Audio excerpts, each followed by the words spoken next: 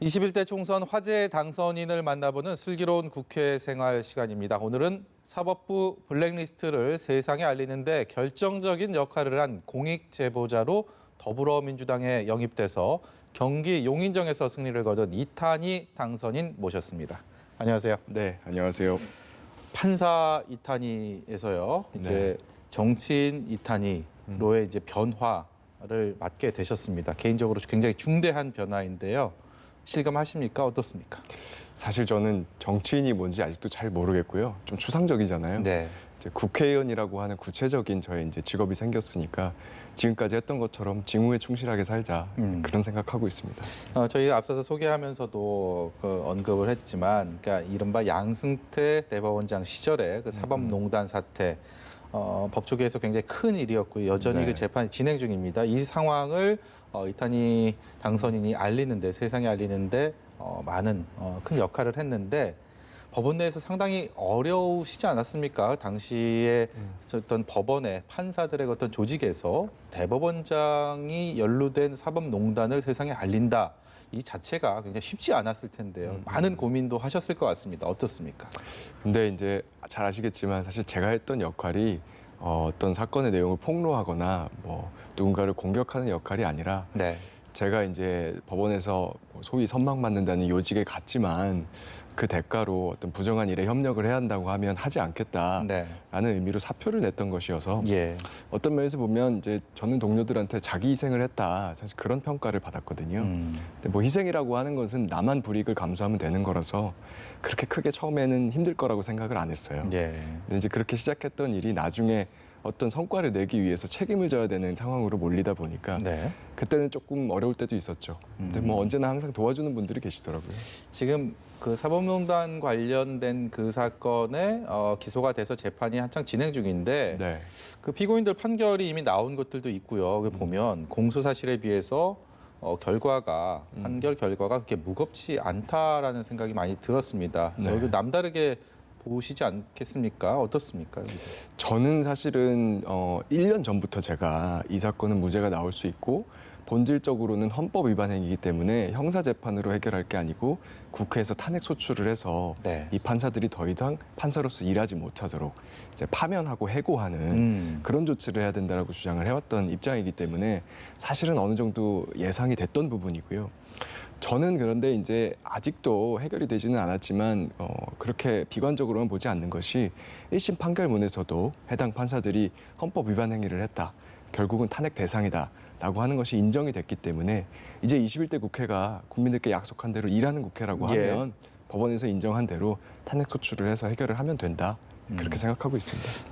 왜 이렇게 그 정치인 당선인을 모셔놓고 이렇게 법원 얘기들, 사법농단 얘기들 이런 얘기 오래 하나라고 생각하실 수 있겠지만 자연스럽게 그렇다면 의정 활동을 21대 어디에 초점을 맞춰서 하실지 충분한 힌트가 됐을 거라고 저는 생각을 합니다. 네. 좀 더 자세히 뭐 이번 의정 활동 4년간 어떻게 네. 하실지 좀 여쭤보고 싶습니다.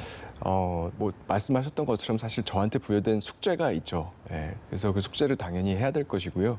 구체적으로 저는 선거하는 과정에서 어떻게 하겠다 공약을 말씀을 드렸어요. 그래서 뭐 법관 탄핵이라고 하는 것은 우리 공직사회 직업 윤리를 바로 세우는 일이어서 미래를 위해서 필요한 일이니 하겠다. 그리고 이탄희 3법이라고 해서 저희가 양형개혁법을 필두로 한 3가지 법을 반드시 통과시키겠다 약속을 드렸고요.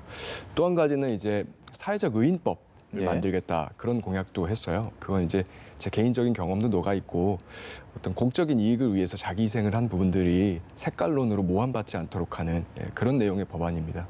그런 내용들이 저의 숙제라고 생각하고 있고요. 근데 이제 저 개인의 숙제에서 끝나는 것은 아니니까요. 넘어서서 우리 지금 공동체의 가장 큰 숙제인 경제위기 극복 이런 것들을 위해서 중요한 일들도 열심히 해나가겠습니다.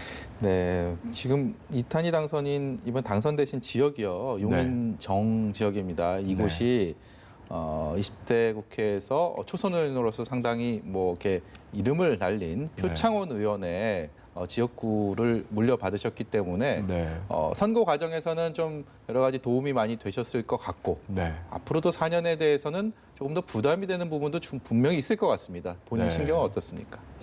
저는 사실은 항상 저한테 주어진 상황하고 해야 될 일에 좀 몰두하는 편이어서요. 예. 그런 생각은 잘 안 하고요. 선거 과정에서 사실 좀 긴장하는 경우가 있었죠. 왜냐하면 제가 여론조사가 초박빙이다 이렇게 나온 적이 있었거든요. 네. 그래서 내가 잘못해서 떨어지면 이 지역이 어떻게 보면 대한민국에서 굉장히 상징적인 지역이었는데 의석이 이제 줄어들면서 민주당이 좀 저로 인해서 오히려 실망스러운 결과가 나오는 거 아닌가 약간 긴장했던 적이 있었어요. 다행이라고 생각하고 있습니다. 당선 투표함 다 열고 당선 확정, 유력 뭐 이런 거 떴을 때 어떠셨어요? 그 사무실에서 보실 때? 그때 이제 저 주변에 계시던 자원봉사자분들이 왜 이렇게 웃지 않냐고 자꾸 그 하셨어요. 사진을 보니까 그렇더라고요. 지금 화면상으로도 네. 옆에 분들만 다 좋아하시고. 네. 네. 제가 그때 심정이 흡사해 우리 군대 갈 때 느꼈던 비장함 예. 좀 그런 게 느껴지더라고요. 그래서 아. 저도 모르게 표정이 굳었는데 그 선거 과정에서 사실 제가 굉장히 당부나 뭐 기대 이런 말씀을 많이 들었어요. 특히나 지금 상황이 어려우니 경제적인 문제로 좀 우리가 고립되어 있지 않다. 우리가 혼자가 아니다라는 것을 공직사에서 좀 느끼게 해달라. 예. 이런 말씀을 많이 들었던 것이 좀 기억에 남았는데 뭐 그런 걸로 인해서 내가 해야 될 일들 이런 것들이 머리가 가득 채워져 있다 보니까 예. 좀 긴장했던 것 같습니다.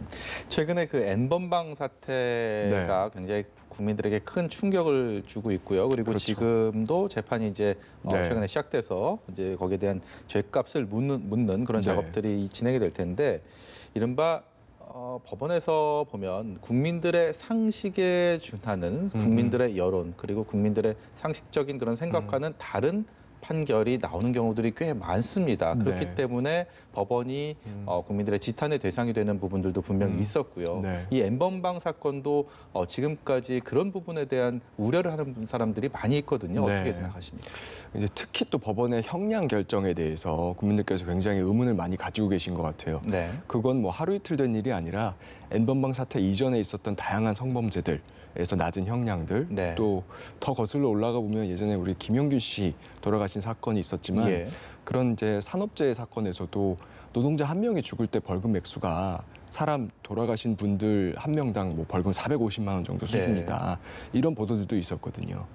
그래서 이건 굉장히 법조계 어떻게 보면 오랜 관행이 만들어낸 국민들의 어떤 불신이다. 그래서 정당하다라고 생각을 하고 있고 네. 구체적으로 저는 이제 양형개혁법 제가 이제 주장을 한 내용의 법률안을 통해서 형량을 정하는 절차를 좀 바꿔서 해결하는 방법밖에 없다. 이렇게 생각하고 있습니다. 혼자서는 물론 이탄희 당선인이 네. 진취적으로 추진할 수도 있지만 또 다양한 옆에 힘이 되는 지원군들이 그렇죠. 있으면 훨씬 더 맞습니다. 힘있게 추진할 수 있지 않겠습니까? 네. 누구 이렇게 생각하고 계십니까? 모든 국회의원님들 다 제가 찾아가서 만나 뵙고 설득을 해서 좀 도움을 청할 생각이고요. 저는 전략적인 것과 당략적인 건 다른 것 같아요. 네. 전략이라고 하는 건 과업을 놓고 그 과업을 달성하기 위해서 협업을 하는 것이고요. 당략은 이익을 놓고 협업을 하는 것이죠. 저는 제가 생각하는 과업들이 분명히 있기 때문에 동료 의원들께서 동의를 해주신다고 하면 누구라도 찾아뵙고 설득을 해서 같이 좀 협력을 해나갈 그럴 기대를 가지고 있습니다. 예. 이전에 그 사법연수원에서는 각각 다른 시기에 네. 연수원 생활을 했지만 네. 사법농단 사태를 해결하기 위한 같은 배를 탔었고 이번에 네. 또 4년의 새로운 의정 활동을 한 선상에서 서 있는 네. 이수진 당선인, 최기상 당선인이 떠오릅니다. 이분들과는 계속 소통하고 계시죠? 어떻게 21대 국회 잘해자 뭐 이런 다짐들 하고 그러십니까? 그렇죠. 그리고 뿐만이 아니라 모든 당선인들 자주 소통을 하면서 우리가 일하는 국회를 만들어 달라고 하는 국민들의 열망에 힘입어서 이렇게 당선이 된 것이고 과거 이제 20대 총선, 19대 총선에도 항상 초선들이 있어 왔지만 네. 어찌 보면 좋은 성과를 못 낸 그런 상황들이 있었잖아요. 똑같은 상황이 반복되지 않도록 서로 협업하자 이런 이야기들은 수시로 나누고 있습니다. 예. 개원과 동시에 공수처 문제가 다시 국회에서 21대 국회 초반기에 또 이렇게 이슈가 될 것 같습니다. 아무래도 공수처장에 대한 네. 누가 임명이 될 것이냐 이 부분들이 여야의 또 정쟁거리로 삼을 수가 있고 공수처 운영과 관련된 세부적인 안들도 또 만들어야 될 텐데 여기에 대해서는 어떤 견해 갖고 계십니까? 저는 이제 큰 흐름이 중요하다고 생각하고 있고 사실 국회에서 아주 작은 뭐 시행령이나 시행규칙 이런 것들까지 관여할 수는 없습니다. 네. 그래서 큰 흐름이 중요한데 공수처를 만든 취지가 분명히 있거든요. 그것은 검찰이 무소불위의 권력을 가지고 있기 때문에 견제하는 장치가 필요하다는 것이고 네. 그래서 지금 큰 틀에서 보면 공수처는 일반 검사를 수사할 수 있고 일반 검사들은 공수처 검사를 수사할 수 있거든요. 네. 그런 의미에서 균형을 지금 어느 정도 저는 갖추고 있다고 생각하고 네. 그 균형이 잘 유지되도록 하는 것이 핵심이라고 생각합니다. 네. 시간이 이제 꽤 흘렀는데요. 네. 민주당에서 이탄희 당선인을 이제 영입 제안을 하지 않았습니까? 그 영입 네. 제안을 통해서 민주당이 입당을 했고 공천을 받고 선거를 치르고 지금 이 자리에 계십니다. 근데 영입 제안을 처음 받았을 때 당시에 어떤 느낌이었고 네. 그 어떤 에피소드랄까요? 뭐 이런 게 있었는지 좀 궁금합니다. 지금 뭐 그런 제안을 네. 안 받아봐갖고 그런 네. 제안을 전혀 다른 직종에서 받았을 때 어떤 생각 드는지요? 그게 벌써 작년 가을이니까 시간이 많이 지났네요. 벌써 한 9개월, 8개월 이렇게 시간이 지났는데요. 뭐 여러분들이 오셔서 다양하게 말씀을 주셨고요. 뭐 정치라고 하는 게 어쨌든 세상을 바꾸는 힘이기 때문에 밖에서 계속 이야기해서 해결되지 않는데 정치권에 들어와서 역할을 해줘야 된다 누군가는 네. 이런 말씀들 많이 주셨고요. 그래서 이제 결국은 제가 계속 피하기만 하는 제 모습이 작다고 느껴져서 이렇게 네. 참여를 한 것이고 네. 하고 나서는 사실 내가 정말 몰랐던 것이 많다 이런 생각 솔직히 많이 했는데요. 예, 그건 다 지나간 일이 됐고 이제는 어쨌든 국회의원이라는 큰 임무를 저에게 주셨으니까 앞만 보고 저에게 주어진 일만 열심히 할 생각입니다. 네. 68명의 초선 의원 뭐 유례적으로 많고요. 그리고 또 거대 여당 180석이나 되는 그런 슈퍼 여당에서 정치인으로서의 첫 발을 내딛게 되십니다.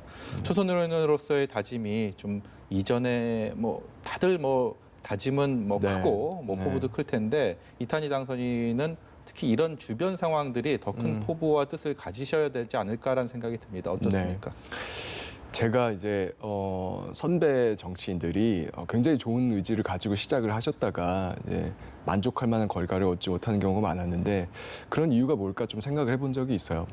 근데 우리가 이제 일하는 국회 지금도 그게 화두가 되고 있잖아요. 일하는 국회가 되려고 하면 일하는 국회의원이 돼야 되는데 네.